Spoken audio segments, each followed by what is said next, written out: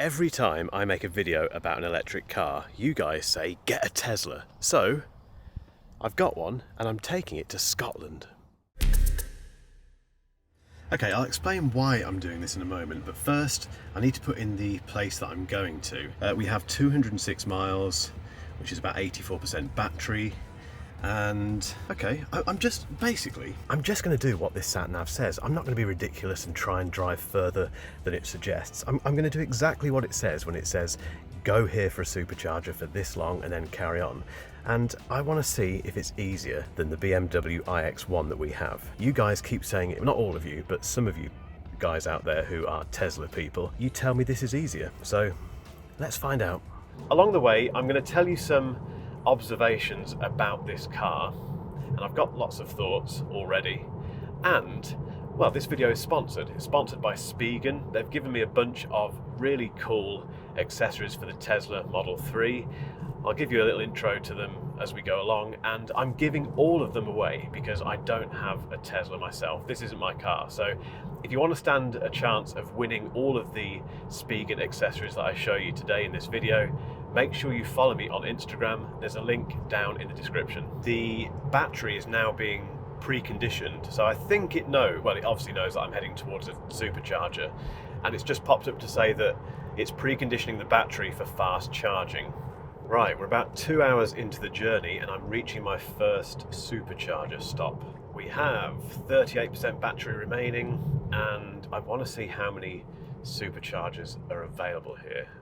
Tesla vehicle charging. Where's the Tesla vehicle charging? How do I get to the Tesla vehicle charging? I can spot them. I've seen the superchargers.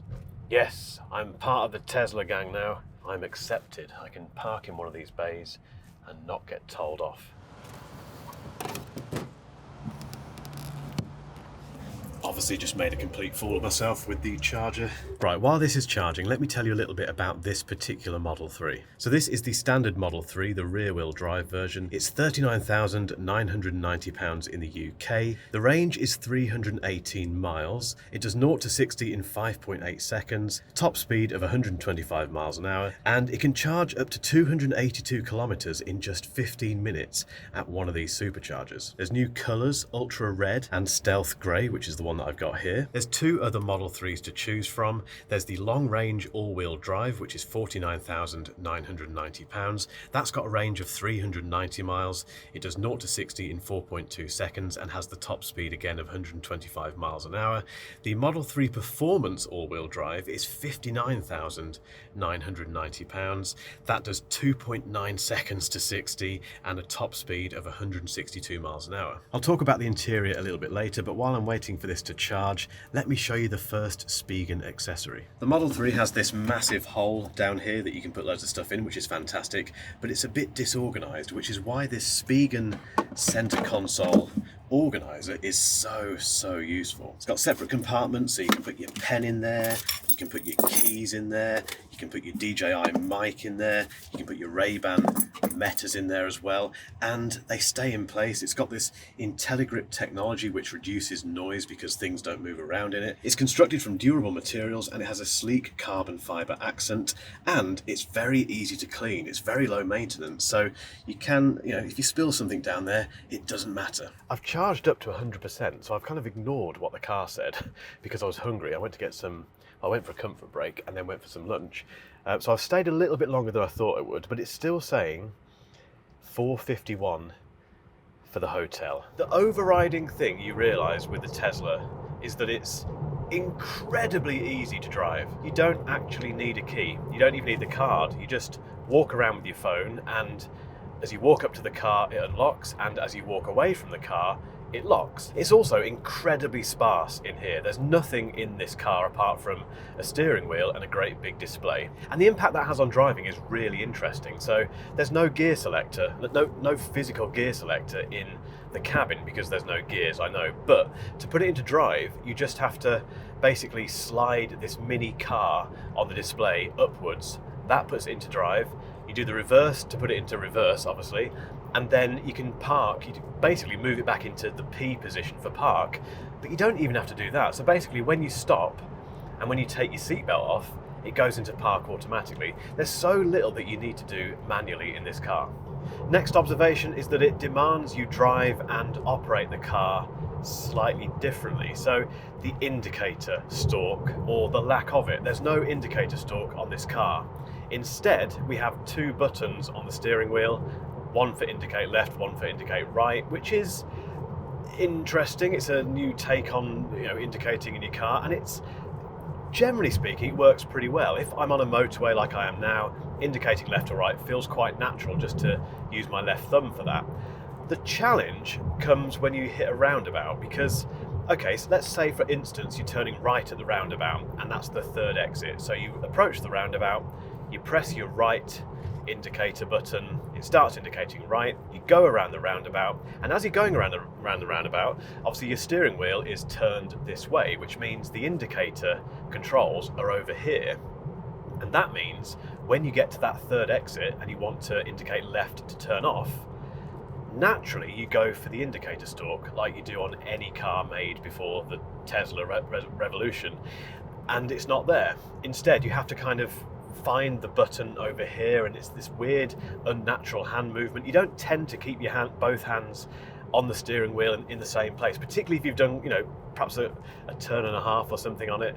It's really disorienting, and I'm not convinced it works. I don't like it, and I've been driving this car now for 3 days and I'm still always fumbling for that selector stalk, which isn't there. For me, that's a bit too far. And talking of manual things for this car, if you like to keep your car nice and cool inside on very warm days like this, you're going to love the Spigen Cryo Shade front windscreen sunshade for the Model 3. This thing has dual layered protection to keep away those harmful UV rays and keep the interior of the car cool. And it's a little bit like a tent. You kind of get it out of this little storage bag and it pops open. You place it onto the windscreen, which is perfectly designed for in the Model 3, and hey presto, you've got a nice, cool cabin. With the Tesla, because we have this, what feels like a very good Tesla Supercharger network in the UK, I'm not even really thinking about battery percentage. I haven't spent any of this journey looking at my battery percentage. All I'm doing is abiding by the sat-nav. I'm starting to see what Tesla people mean. Okay, trip update. So I am now coming up to the second Supercharger stop just outside of Glasgow, and we have 18% remaining. So we've chewed through about 80% of the battery, which is not bad actually. I've been on the road for ages. Okay, we're charging. So I've got an hour. No, sorry, 35 minutes it's saying now. So a minute ago it said an hour to wait here and wait for the charge. Now it's saying 35 minutes. I don't quite understand that. I don't quite understand why that's changed. But anyway, I've got 35 minutes to get me enough charge to get to the hotel from here, basically. Let's talk about the interior. So as mentioned earlier, it is sparse. We have a steering wheel, a massive display, and that's it. We've got this kind of nice suede-ish type stuff here, which is nice. It's very hard to film in here. It's so bright, unfortunately, but hopefully you can see everything. We have the obligatory charging station for your phone, which also very handily holds a DJI Osmo Action camera and some DJI mics, which is nice. But if you want to use it normally, you can pop your phone on there.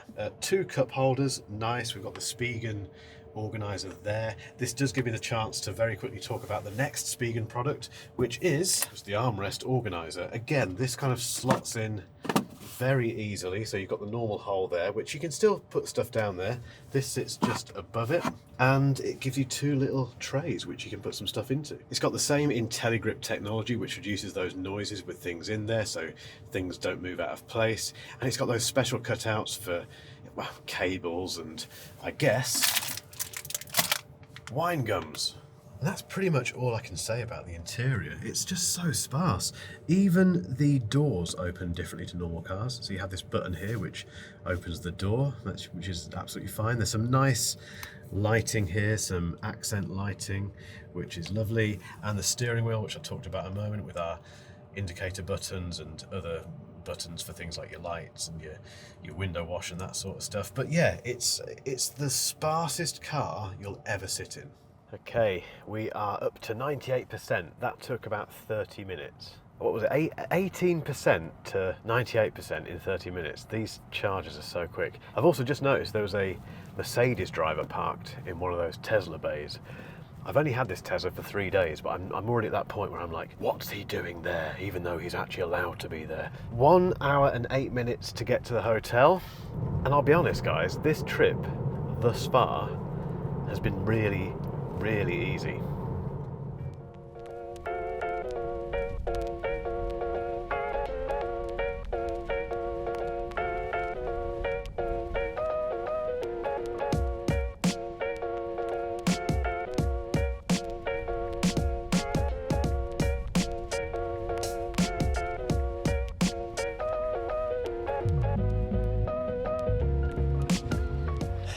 Made it. 300 miles later, I'm at my hotel, and for you guys I'm going to do that thing where I click my fingers and it's tomorrow, because we're not finished yet. I'm not going to give you any kind of indication about what I think about this car just yet, and I've got to get home yet as well, and equally there's some more stuff to talk about. Anyway, here we go.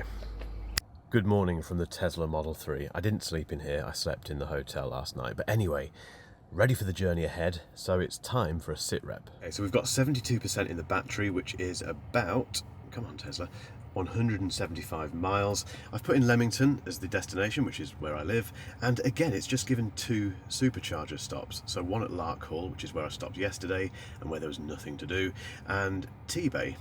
That gives me 16% when I get home. That sounds okay, that sounds completely doable. And well, I've got 3 things left to talk about with this car, and then I'm going to reserve my full conclusion and thoughts on this Model 3 and the driving experience in a Tesla for later. Okay, first supercharger stop. We've got 43% remaining, so it's being quite conservative, to be honest. I could probably keep going for a bit further, I think, but I'm going to do what it says.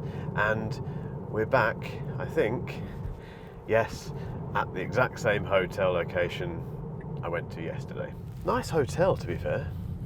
Okay, while we're waiting for it to charge, let's talk about build quality, because this is something which I've heard a lot about with Teslas. I've never owned one, so... And to be fair, I've never really inspected one close quarters, apart from this one. And first thing, panel gaps. I can't spot anything obvious here in terms of horrendous panel gaps. I do get the impression from what I've seen and read online that it's got better over the last two years or so. The interior, I was expecting rattles and noises and stuff, and the only thing I've noticed, and I'll try and get this for you now, is this. There's a squeak coming from down there, and I've checked it. It's definitely the chassis. There's nothing. It's not like the floor mat rubbing against the plastic. It's literally the chassis. I'm not sure what you could do about that. That said, that's the only thing build quality wise. The road noise, it doesn't feel any different to most cars I've driven recently. Whatever Tesla has done recently, and bearing in mind that I can't really compare this against any other Tesla ownership experience because I haven't had one, this feels like a well-made car. However, let's very quickly talk about the next Spigen product, which is just here. This is their armrest cover. It's actually called the cushioned armrest cover because there is a bit of cushioning there, but it's also made from scratch-resistant TPE material, which means you can very easily slip this onto your Tesla armrest and protect it. In fact, you'd have no idea this is a Spigen cover apart from the little Spigen logo that's nicely etched into it on the top. It's just a nice way to protect what is a very nice interior in this car and give it a little bit of a Spigen touch. Remember, I'm giving away all of these Spigen accessories, so to be within a chance of winning those, make sure you follow me on Instagram. Link down below.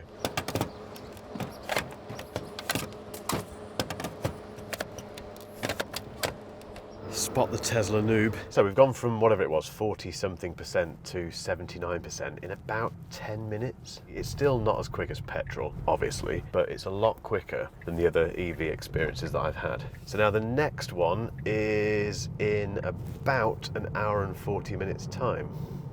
Okay, the time is 11:30. We have 20% remaining, and this is my second and final stop for charging. Bosh, as they say. Right, let's get this thing charged. My next observation about the Tesla Model 3 is the infotainment system, and it's brilliant. It's easily the best, the quickest, and the most functional in-car entertainment system I've used outside of Apple CarPlay and Android Auto, and that really is saying something. For some reason, still these days, car makers get this wrong. It's time for another Spigen accessory, and this time it is their car mount. This sits nicely behind your Tesla screen. I'm not going to do that though, because I want to give this away and I don't want to take that sticky pad off, so I want to leave this nice and, you know, new for the new owner. But basically that sits behind there. It gives you full 360 degree rotation of your iPhone, and obviously it's MagSafe compatible, so if you've got a nice MagSafe compatible case like this lovely Spigen case, which once again I'll be giving away, you can stick it onto your Spigen car holder, attach it to the back of your display, and it's great. I mean, okay, you can have your phone down there, but having it at eye level here is far better. So yeah, another fantastic little Spigen accessory. The one thing I haven't talked about yet when it comes to this Model 3 is the driving performance. This is rear-wheel drive, so you do get that kind of rear-wheel drive feeling, which is lovely. It hugs the road very confidently. Driving through those twisty roads up in Scotland was just an absolute joy. Now, everything does feel a bit electronic because everything is electronic. Everything is drive-by-wire, but Tesla have clearly spent some time on the dynamics of this car. It does still feel like a car. It feels sporty. It feels very relaxed on long motorway drives like this. It combines those two roles very well. Let's get back to Warwickshire and wrap up this review. 12 hours of driving and 600 miles-ish later, here are my quick fire conclusions. Just locked itself. My quick fire conclusions about the Tesla Model 3. Number one, the Tesla Supercharger network is amazing. Hands up, it's the best one I've used on long journeys. You were right. Number two, the car. It's amazing. I've not talked about the way it looks yet, but it's a lovely looking thing, I think personally, and it's fast, it's nimble, it's not too electronic feeling. It's a great drive. Tesla have really worked hard on the dynamics. Number three, they've taken just a few too many things away. The indicator buttons, it doesn't work in the UK, and there's just a bit too much stuff hidden away in the entertainment system that you have to go into access, like the windscreen wiper speed. It's just a bit too much. I just want a few buttons and stalks, that's it. And number four, would I buy a Tesla? Yes. Not now though, because we don't need one, but in the future, I think it's gonna happen. Remember, if you want to win those Spigen goodies, oh, hang on, there's another one. All of those Spigen accessories are up for grabs, including these lifting jack pads, which hopefully you won't need, but if you do have to lift up your Tesla on the jack, they protect it basically. So to be within a chance of winning all of those Spigen accessories, make sure you're following me on Instagram. There's a link down below, and if you've enjoyed this video, guys, give it a thumbs up, give me a subscribe, and I'll see you in the next one. Cheers.